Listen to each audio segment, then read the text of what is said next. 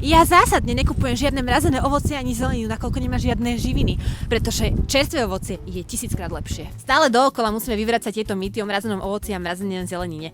Mrazené ovocie a mrazená zelenina sa zbiera v najvyššej kvalite, v najvyššom bode zrelosti, kde sa následne šokovo zmrazí minimálne minus 18 stupňov. Všetky vitamíny, minerály, stopové prvky, všetko potrebné, čo potrebujeme, sa tam uzámkne a zostáva priamo tam.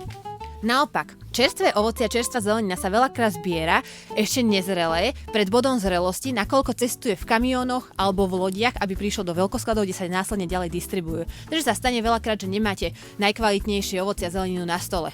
Čo sa týka ovocia, ak si ho od lokálnych dodávateľov alebo z lokálneho trhu, alebo si ho priamo otrhnete, samozrejme je vynikajúce a je super, topka. Avšak mrazené ovocie a zeleninu máte vždy po ruke celoročne. Viete si zobrať z balíka toľko, koľko aktuálne potrebujete.